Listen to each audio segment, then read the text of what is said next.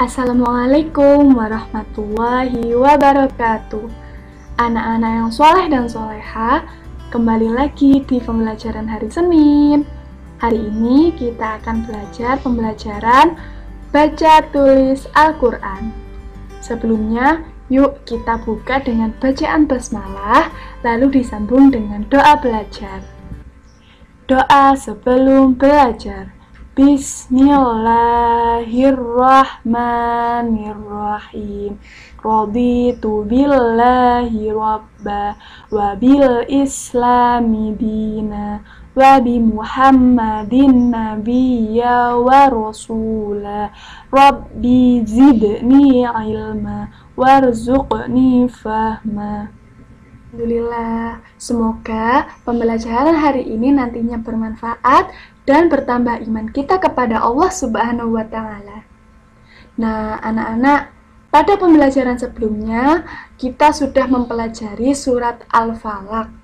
Nah, sekarang kita akan membahas tentang surat Al-Ikhlas. Yuk, kita membaca dulu surat Al-Ikhlas. Nanti Bu Fitri cerita tentang makna, juga tentang kenapa sih Allah turunkan surat Al-Ikhlas. Yuk kita baca sama-sama surat Al-Ikhlas. Kalian ikuti di rumah ya, dengan menyimak video berikut ini. Bismillahirrahmanirrahim. Dengan menyebut nama Allah yang Maha Pemurah lagi Maha Penyayang. Qul huwallahu ahad. Katakanlah, dialah Allah yang Maha Esa. Allahus Samad. Allah adalah Tuhan yang bergantung kepadanya segala sesuatu. Lam yalid wa lam yulad. Dia tiada beranak dan tiada pula diperanakan. Walam yakul lahu kufuwan ahad.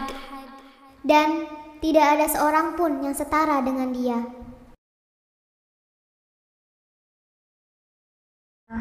Anak-anakku sekalian, perlu diketahui surat Al-Ikhlas terdiri dari 4 ayat. Surat ini diturunkan sesudah surat An-Nas. Surat Al-Ikhlas terletak di urutan nomor 112 di dalam Al-Quran. Jadi kalau kita buka Al-Quran, kalian bisa lihat surat Al-Ikhlas terletak pada urutan nomor 112. Nah, surat Al-Ikhlas ini diturunkan di kota Mekah. Jadi termasuk golongan surat apa kalau diturunkan di kota Mekah? Termasuk golongan surat Makkiyah. Lalu bagaimana tentang sebab-sebab turunnya surat Al-Ikhlas? Kenapa sih Allah turunkan surat Al-Ikhlas? Nah, diawali dengan dakwah Nabi Muhammad SAW di kota Mekah yang menemui banyak sekali tantangan anak-anak. Hingga akhirnya beliau hijrah ke Madinah, sebagaimana diriwayatkan oleh Ibnu Abi Hatim yang bersumber dari Ibnu Abbas. Kaum musyrikin meminta penjelasan tentang sifat-sifat Allah kepada Rasulullah dengan berkata, "Jelaskan kepada kami sifat-sifat Tuhanmu." Nah, kemudian turunlah wahyu Allah dalam surat Al-Ikhlas ini. Dan Rasulullah pun menjawab pertanyaan kaum musyrikin itu dengan surat Al-Ikhlas. A'udzu billahi minasyaitonir rajim. Bismillahirrahmanirrahim. Qul huwallahu ahad. Katakanlah, dialah Allah yang Maha Esa. Allahus Samad. Allah adalah Tuhan yang bergantung kepadanya segala sesuatu. Lam yalid wa lam yulad. Dia tiada beranak dan tiada pula diperanakkan. Walam yakul lahu kufuwan ahad. Dan tidak ada seorang pun yang setara dengan dia. Wahyu Allah dalam surat Al-Ikhlas ini menjelaskan bahwa Allah adalah Tuhan yang Maha Esa. menegaskan kemurnian keesaan Allah Subhanahu wa Ta'ala.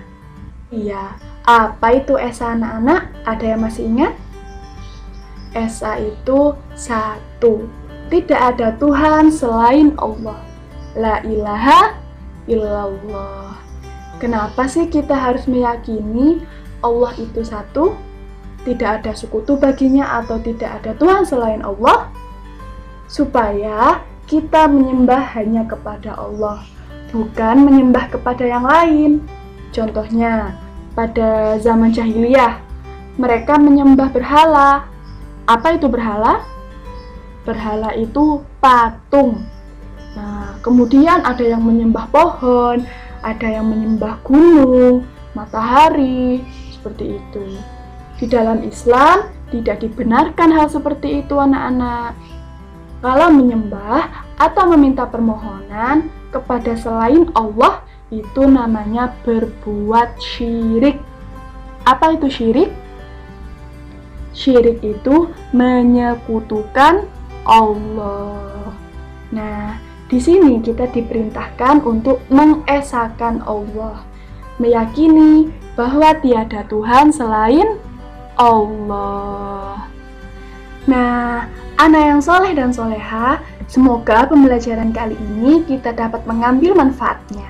Mari kita tutup dengan bacaan Alhamdulillahirabbil alamin. Nah, sekarang untuk tugas kalian di rumah ya.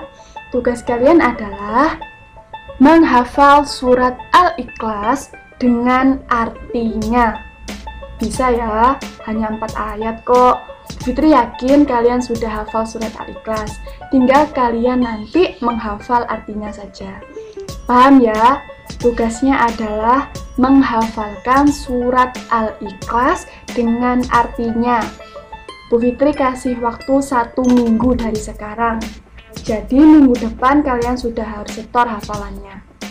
Setor hafalannya di hari Senin depan saja, tanggal 16 November. Nah, cara setor hafalannya gimana, Bu? Silakan nanti di video. Di videonya dari dekat ya, Nak. Karena ini hafalan, jadi tidak boleh lihat buku. Itu ya, dihafalkan.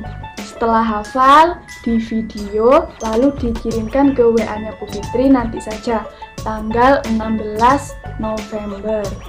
Ya, waktunya 1 minggu dari sekarang. Jadi, dihafalkan jangan lupa. Terima kasih. Semoga bermanfaat. Wassalamualaikum warahmatullahi wabarakatuh.